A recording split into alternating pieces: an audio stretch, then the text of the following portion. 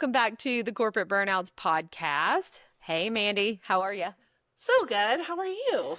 I'm doing good. We have another guest today, and I'm super pumped about it. Yeah. Yes, I would love to welcome Miranda Malone to the podcast.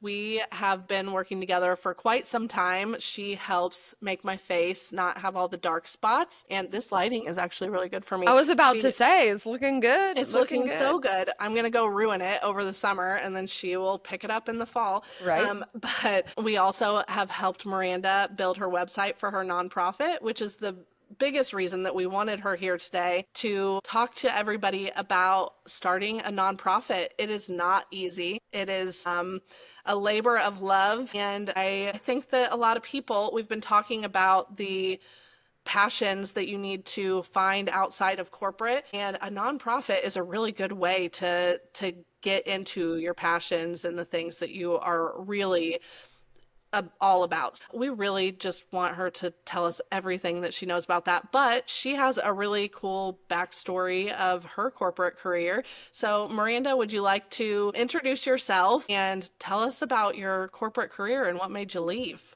For sure. I am Miranda Malone. I own Essential Rejuvenation Medical Esthetics in O'Fallon. I am also the founder of Elley's Hope nonprofit. Corporate wise, I went off to aesthetic school back in 2013.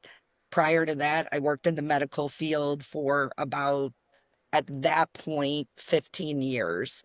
I didn't want to go on to be a nurse, needed something a little bit more where I can work solo and not so much work for everybody else. Got through aesthetic school. The first job that I had was in laser therapy for tattoo removal. I love that job. Unfortunately, which when we talk about Elise Hope, you'll understand how I got there, but I was my mom's full-time caregiver. And so I had to be laid off because I couldn't put in the hours that they needed for me. About 6 months after being laid off from there, I got in with a doctor's office, which is where I started my major corporate aesthetics. I did lasers there, chemical peels there, everything except for injectables, and worked alongside of the doctors.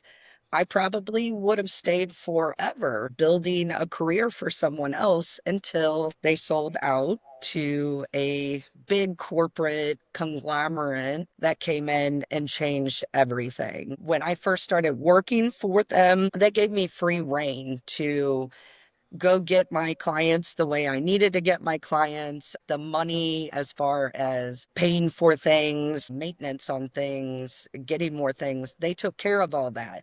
I made bonuses when I did parties. There was a lot of perks and it was great. Once they sold out to this corporation, they had to put me in the contract. So that company did not want me, but they had to take me because that's the only way the doctors were going to sign on the dotted line.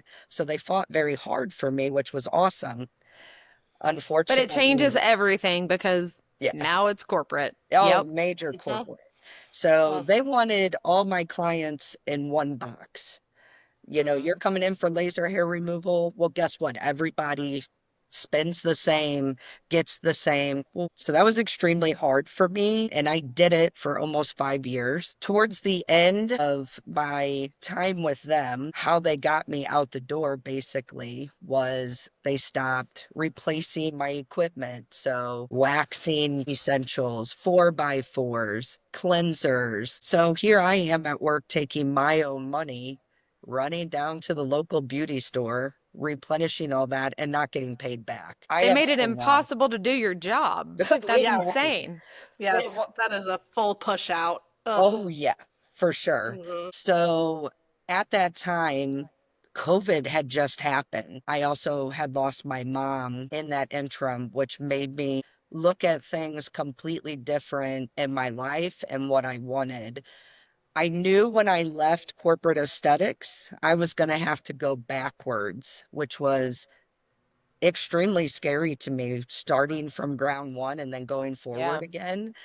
But in the state of Missouri, you can't work with lasers and bigger equipment until you have a doctor that's over you. And I didn't want just any doctor. I wanted a doctor that was going to let me have I'm not going to say free reign, but basically, if I had an idea and that's what I wanted to do, they were going to be open to letting me move forward with that. Yeah. You're Also, looking for I'm some paying for it. autonomy. Yeah, Just yeah, Yeah. autonomy in the business. Like, let me run shit. Yeah. yeah. Yeah. Mhm. So I definitely stepped away, and for the first 3 years in my practice, I was doing basic facials, waxing, all the stuff I don't love. But I did it because I was going to build my practice and I was going to be successful. So in my third year of my own, that is when I acquired a doctor, and she was on the same page as me. She lets me have the free range, and that is when Essential Rejuvenation Medical Aesthetics really took off and elevated. I love that. I'm so glad that you were able to find somebody because you have given me a facial too, and it's great, right? But it doesn't do anything nearly as fast as a freaking laser treatment, There's just so much that can be done with that, and I'm so glad that you found your way to do that for people because it's amazing. Yeah. You have I'm to find your jealous. worth. I mean, I was supposed to get raises. They stopped giving bonuses. I mean, they slowly were just taking everything away from me. But I was very smart and strategic in my exit. I probably shouldn't say, but I don't care. I duplicated records of my clients and made copies. And so each week I would take home little by little everything on my clients, the money they paid in, the services they had left, what needed to be refunded to them, because I knew that this business was not going to carry on doing treatments. So I knew these people that had paid big amounts of money, they needed to be refunded. And they did. They tried to not pay these clients back and say, oops, she left, her fault. But I got all of those clients paid back. It did take a year and a half, but I did get them That's back. incredible. That's incredible that you had enough integrity in what you had been doing for a company that you no longer believed in, but even when you didn't have to, right? Like that responsibility of handling those clients was not yours. I'm right there with you. I don't know if you want the world to know how you did it, but I think it's really commendable that at the very least you knew what was owed to those people and you helped them get what they were owed. And I'm sure that they like that assistance goes a long way with those clients in determining where to put their money in the future. Oh, for sure. 100%.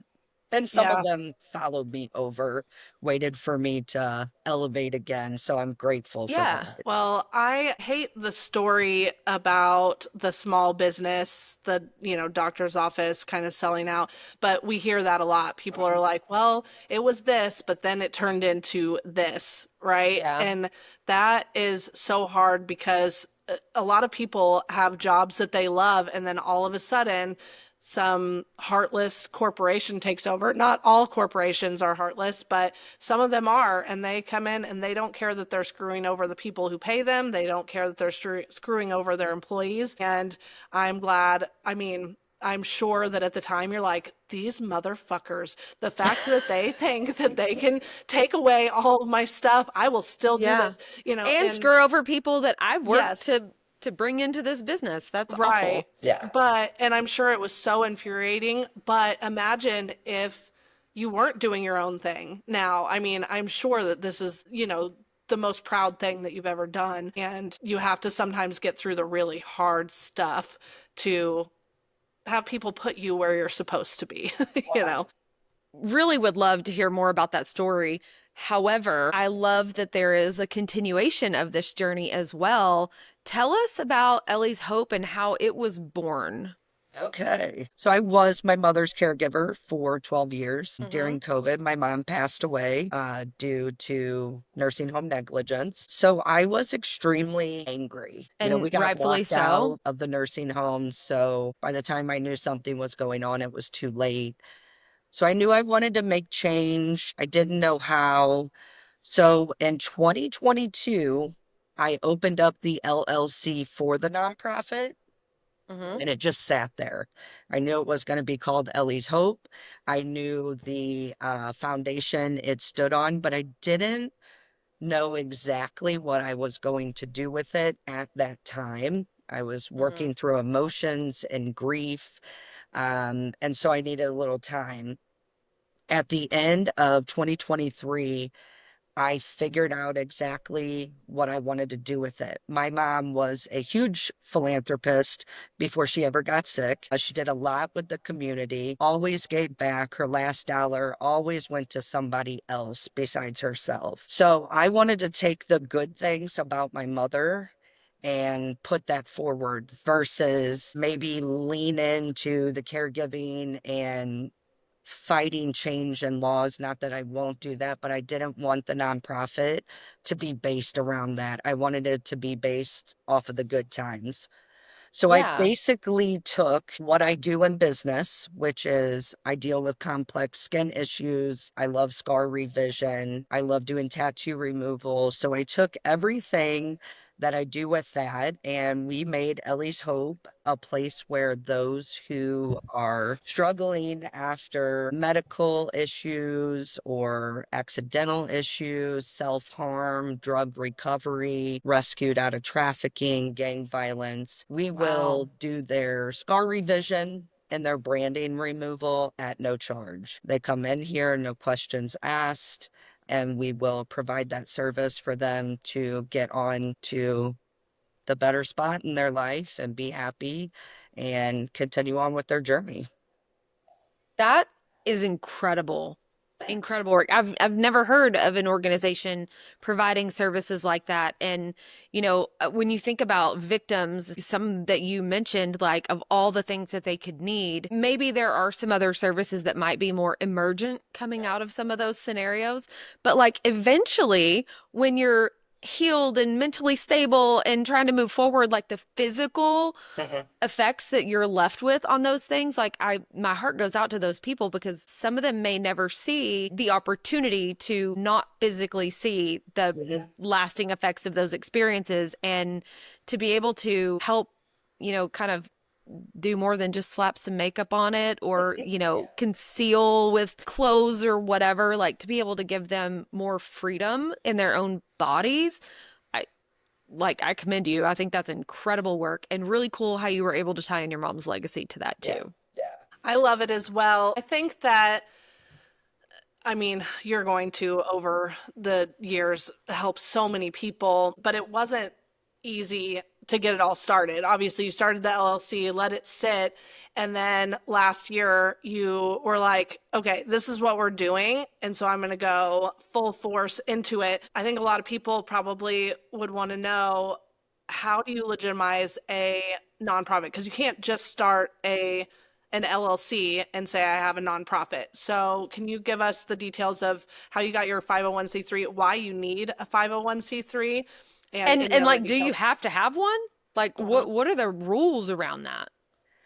So 501c3 is put in place because when you have those big donors, um, obviously a portion of that is a tax write-off for them. Yeah. So that is kind of the checks and balances of having a 501c3.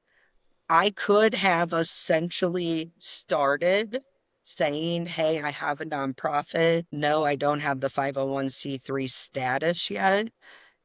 And I could have started collecting in the beginning, but I didn't feel it to be right. I felt I was not going to start collecting money until all things were in place. Yeah. And so yes, in 2023, started going, knew the ideas, probably could have started taking clients, but I was not going to do any of that until I got the 501c3. So it's about credibility and legitimacy and being transparent that, like, hey, I'm following the rules, and Yes. because I have this, I got you. That makes a lot of And I sense. do believe in the state of Missouri, if you do collect money up front, like I think it can't even be over $600. Like if it becomes Okay. more than that, like you have to have your status or it's illegal.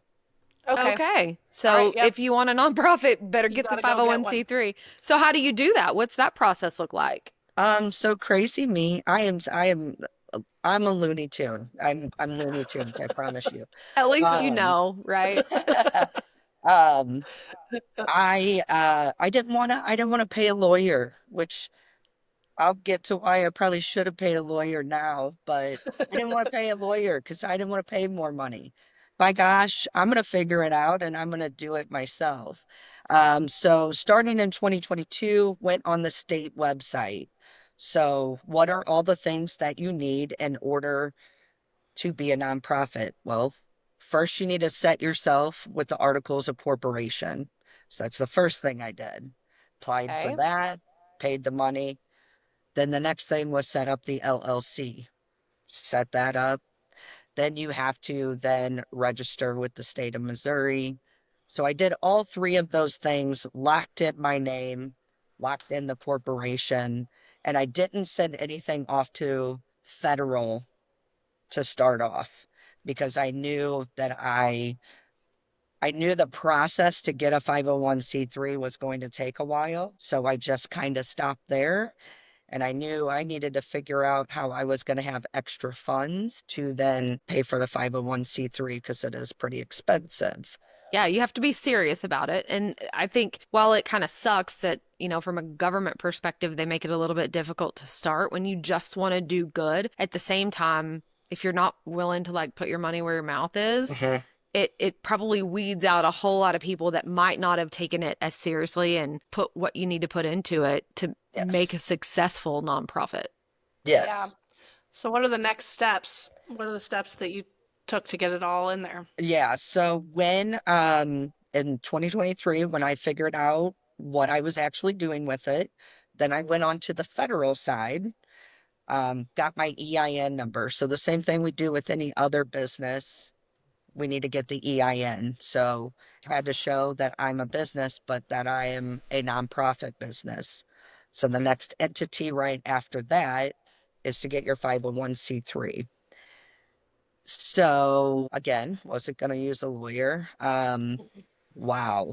Yeah. There are some crazy terminology. So I spent probably 6 weeks, night and day, reading different codes online to find because you have to have this it's called a NTIN something. I might be saying the acronyms wrong. So you have Yeah. to have this code. So when you send this off to get your 501c3, they're going to make sure what you say you're doing with this 501c3, it equals up to this code. And I finally found it and I sent off the paperwork, and everybody kept telling me it's going to take 6 months to a year before you get that status. Don't know what I did, but I got approved in 2 weeks. Yeah, Uh, it was so fast. I couldn't it was believe so it. What? it was Yeah. The crazy. I federal thought government doesn't do anything that fast. it's No. Like like, oh my God, the I've done the something wrong. I've done something wrong.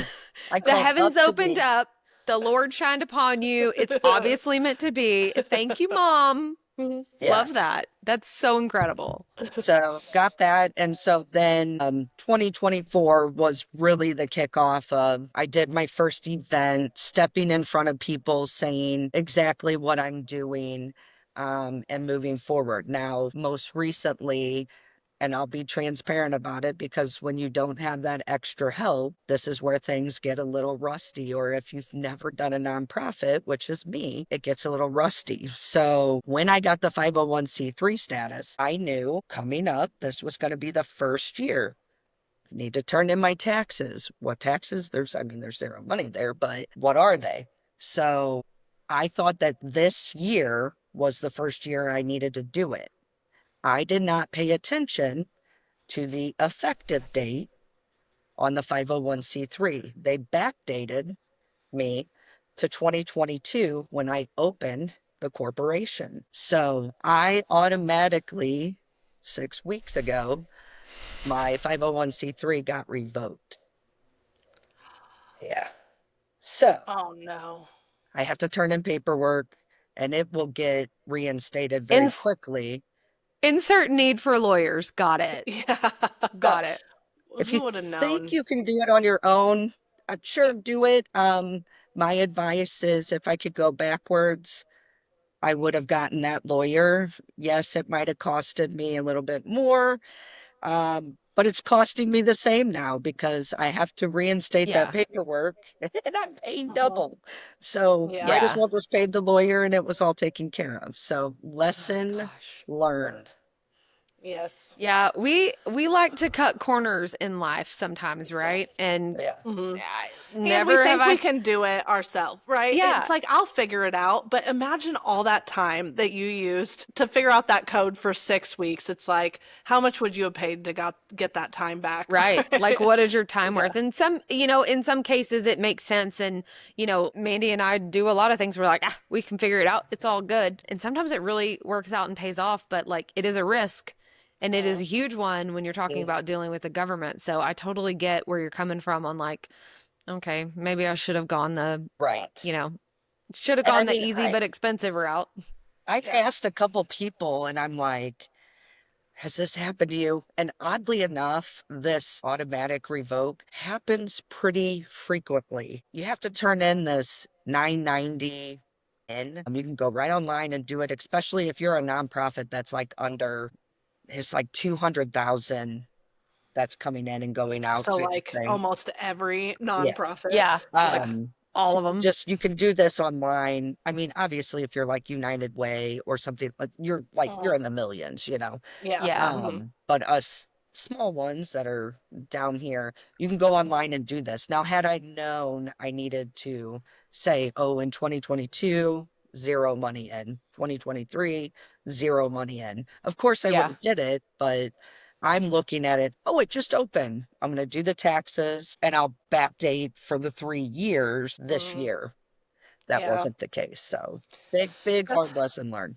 Yeah, that's a huge lesson learned. So, for anyone who's like, I'm going to start a nonprofit, Miranda says, get a lawyer and have them do the whole thing. And then they will read all of the fine print. They will tell you what's going to happen. I think that it sucks that you had to have things to hold you back, but you can teach somebody else. Oh, So, yeah, for know that sure. Yeah, you but know. I would think at the very least, even if like some people are stubborn, myself included, and if you really want to do it yourself, like get as far as you can, get like, okay, I did this, but like it never hurts to have somebody review your work.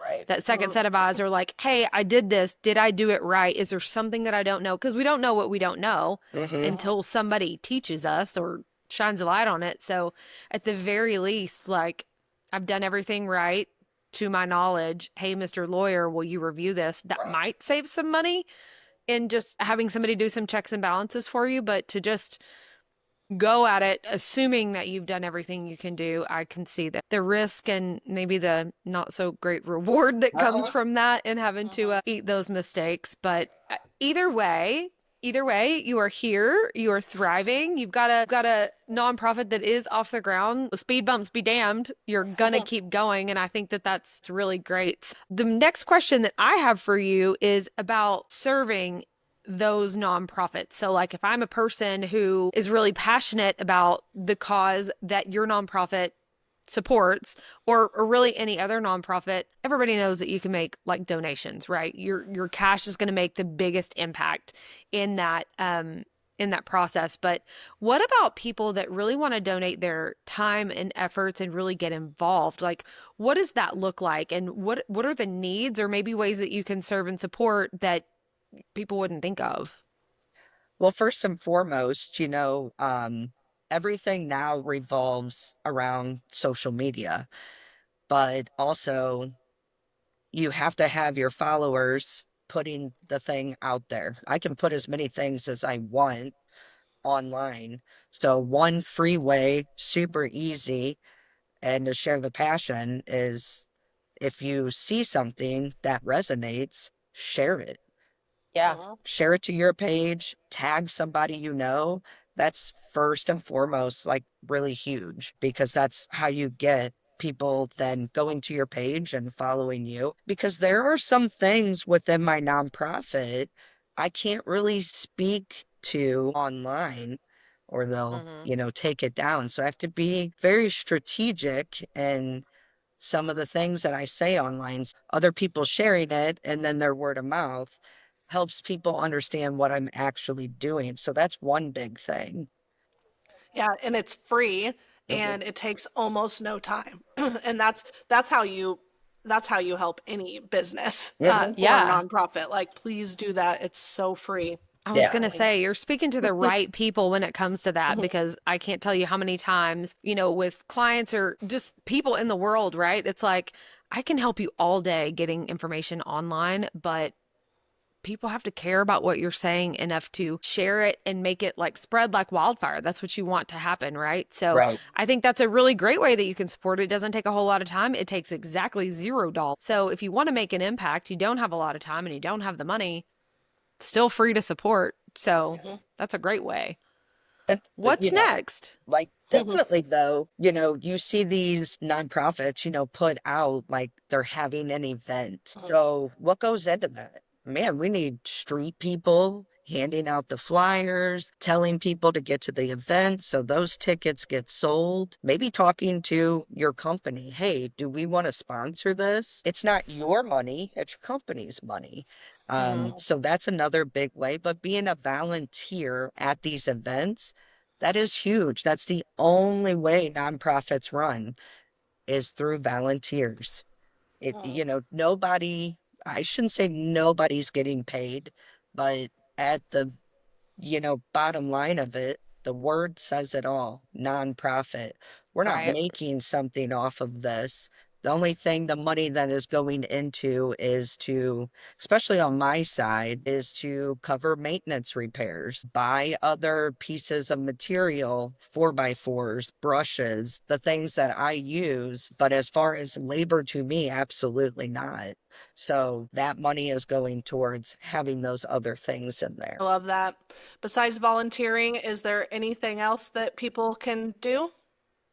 The biggest thing when I had started, and this is just prevalent in my situation, is I had a lot of people step forward to be quote unquote models for me. So when I put out a big call for models, that means that I need to try a piece of equipment and I want to try it on the public before I'm bringing in a survivor to use it on Oh, them. absolutely. Yeah. So, Let's not Mhm. add more trauma. yeah, yeah. Yeah. So I had a lot of people step forward because I had to get extended licenses to do some of the things that I'm doing on the nonprofit side. And so I needed those people that were brave enough to step up and let me try these treatments out on them. So that's Mhm. very important. If you see other nonprofits saying that, like, hey, model call, it's because they really need to hone in on whatever craft they're doing so they Mhm. can provide that back to the community. I love that your nonprofit is based on what you do, right? So most nonprofits, let's say that they're giving supplies to people, right? So they have to go and purchase those with the donations that they get and then they give it. But you can serve so many more people because you give of your time. I Mhm. absolutely love that. If people are looking for a nonprofit to give to, especially if you know or are passionate about helping survivors of trauma, of sex trafficking, of all these things that are just terrible that you help with. This is a good nonprofit to give with. Your money goes a hell of a lot further than in Yeah. some other nonprofits, which I just love. I do have a question for you because you said, I'm not making any money. All right. Obviously, you have a stream of income from your medical esthetician business, but some people might want to eventually make money, right, from their nonprofit and make it their full time gig. Uh-huh.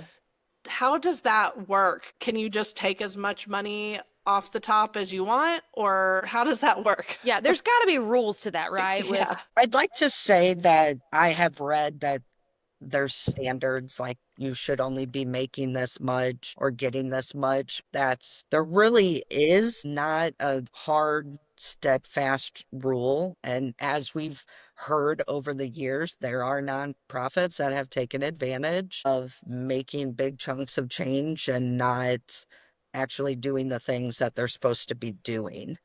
Mm. Yeah. But with That being said, yes, nonprofits. So let's break it down. You have a board of directors, you have your CEO, and then you have your president, your board of directors. Now, most of the Mhm. time, your board of directors, that's still volunteer, but there are some nonprofits where you have all your board of directors. So you got your secretary, your treasurer, your president, and they do get a small stipend for their time. And that's worked out with the nonprofit, how much money that is and what that looks like. Obviously, it's going Mhm. to come down to what, is coming in the door to then go Mhm. back out. But you can't carry. So, like, say Ellie's Hope made $200,000 for the year. I can't carry that over. So that is when checks and balances have to start happening. Your CEO does get a paycheck. Your treasurer does get a paycheck. Your materials are getting bought. And that's kind of that 990 that I talked about. It's saying where that money's going, not just into people's pockets. So Obviously, when you say it doesn't carry over, do you mean like at the end of this fiscal year, you have X amount of dollars in the bank for the nonprofit, that money has to go somewhere to you start fresh?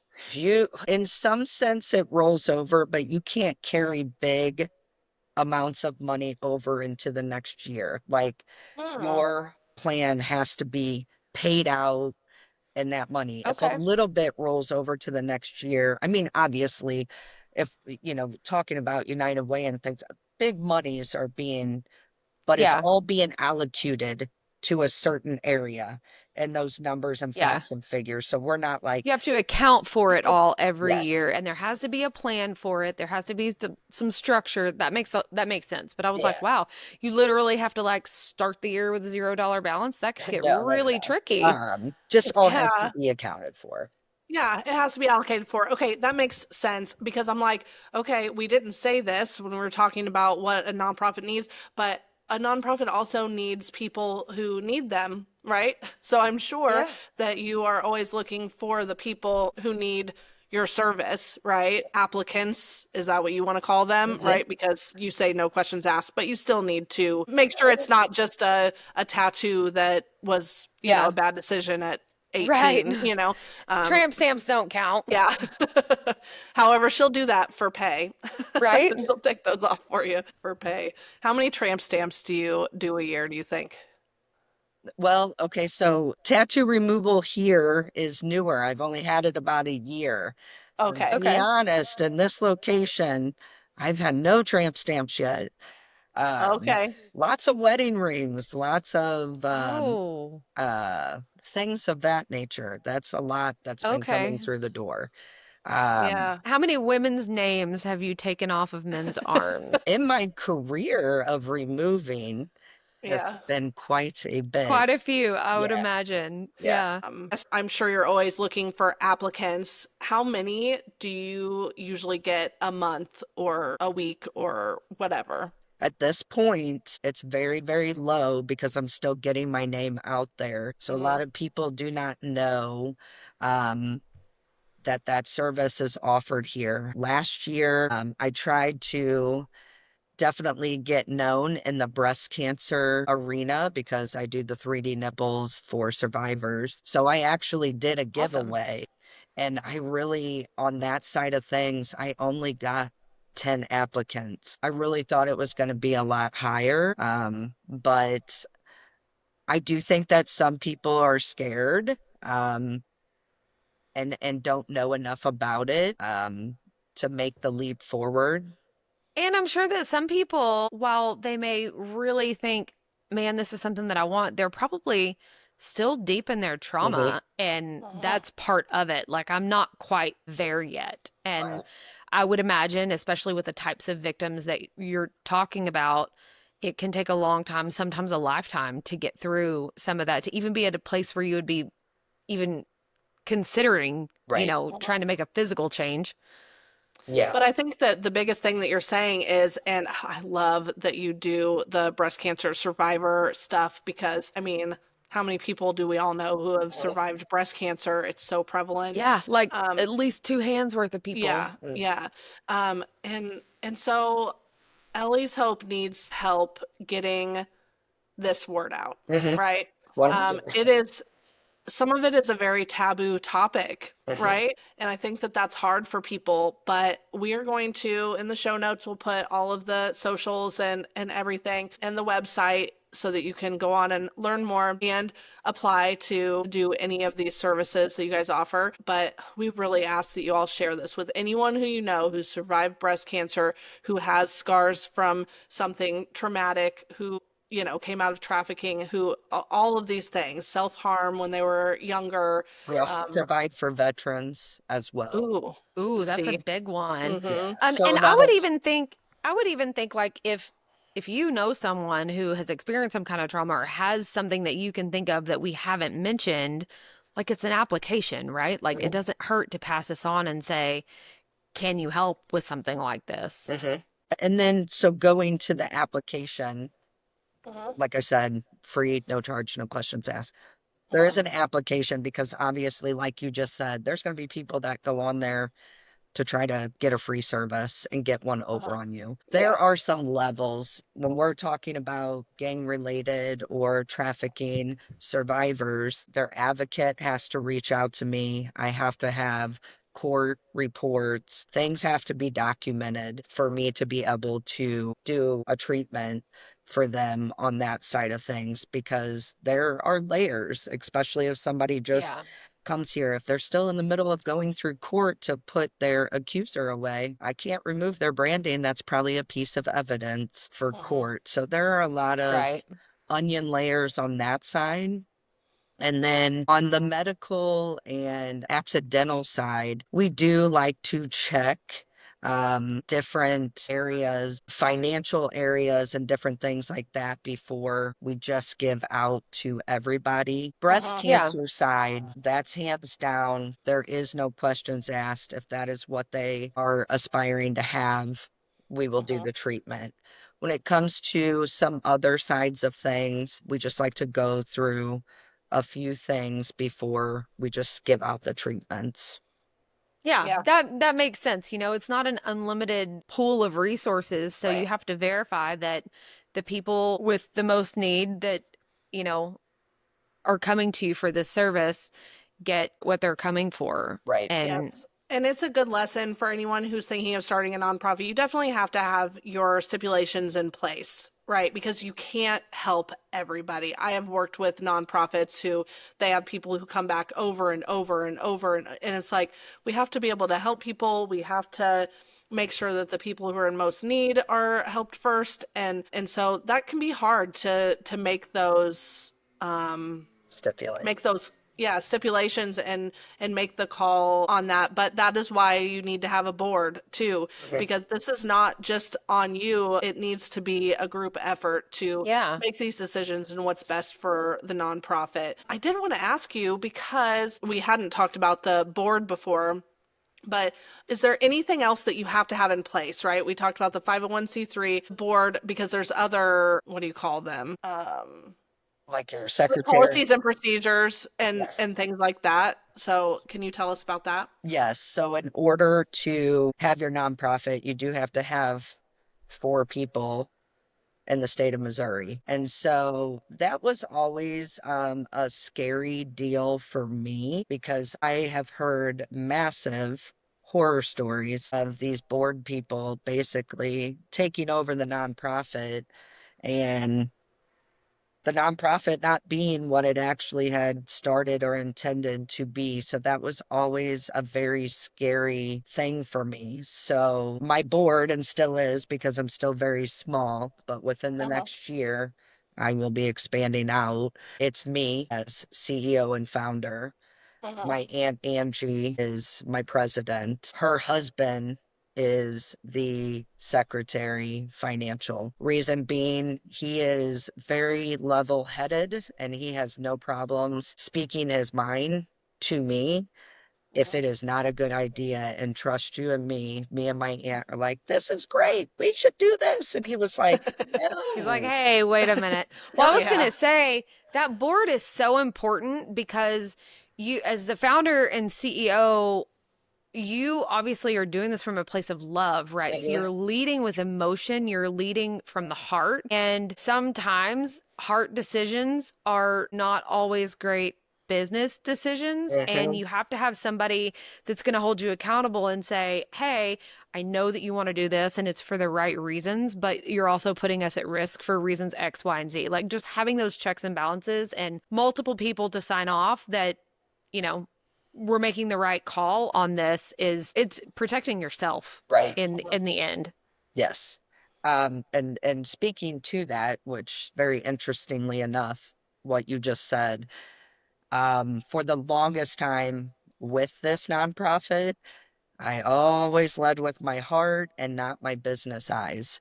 I got accepted into a program. If you've ever heard of Vision St. Charles, every year they have a group that goes through and they have to pick a nonprofit to do a project for. And they chose me as a project. When I first started with this group, I'll quote unquote, I said it when I was with them, man, was I a bitch when they first were throwing ideas out at me. Because I was like, no way, these people are trying to change everything. Yeah. And I was Wow. flipping out. But I am so glad that I went through this experience with these people. They helped me look at my nonprofit with business eyes now. And so Mhm. there were some other things when I first led off with the nonprofit that I was going to do for the community. And just right now at this point, it doesn't make sense because there's not big revenue coming in. I can't offer certain things.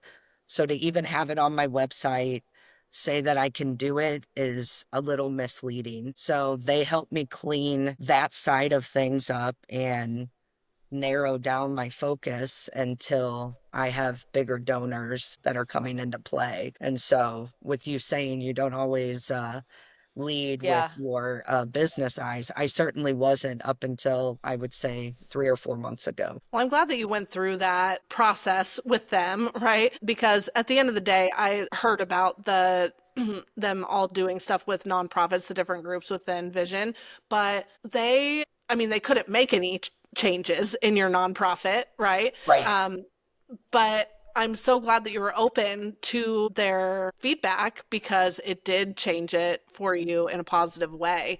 And not everyone's open to that. And, even you said I was definitely not open to it at Not first. first. No. Um, and I'm glad for you. And I think that that might be something for anyone who's thinking of starting a nonprofit to do. Find some people, even if you don't make them your board, right? You need to really trust your board, but find some people who want to do a project like that and get their feedback because you never know where your blind spots are Yeah. when it comes to, especially when you're leading with your heart and things are a legacy to a family member and you're dealing with anything that is sensitive, like everything that you do is very sensitive. So I love everything about that.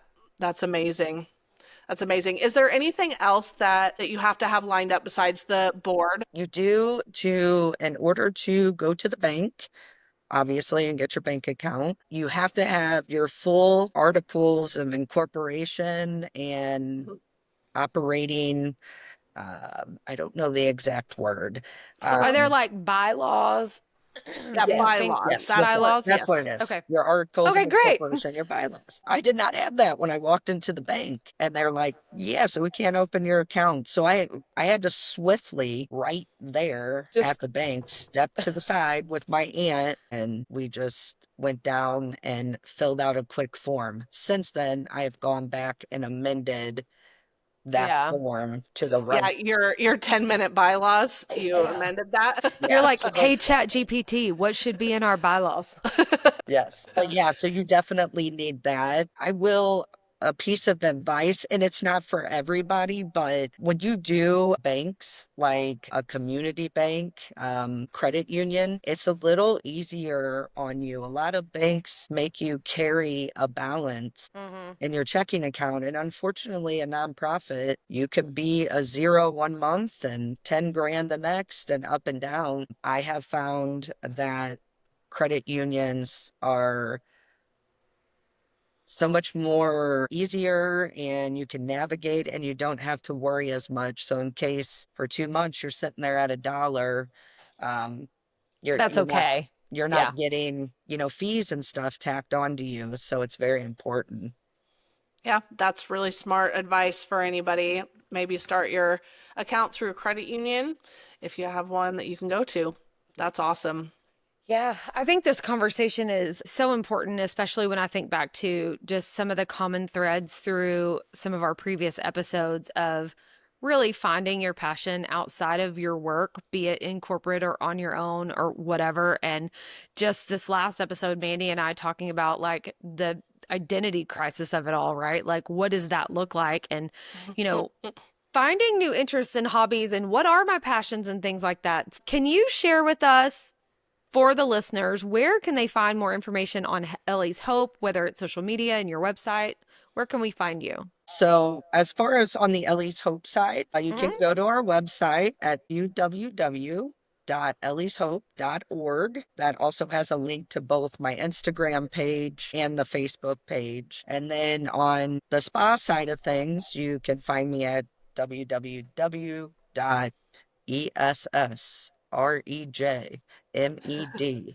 Yes, I'm getting with Mandy soon to fix all that. We'll Um, put that in the show notes. So for Yes. anybody looking for those services in Yes. Missouri that want to say, hi, I'm not a trauma victim, but I would love your services, you've got this Mhm. website over here. If you are or know someone that could utilize these services from the nonprofit perspective, we will make sure that we list Ellie's Hope information as well.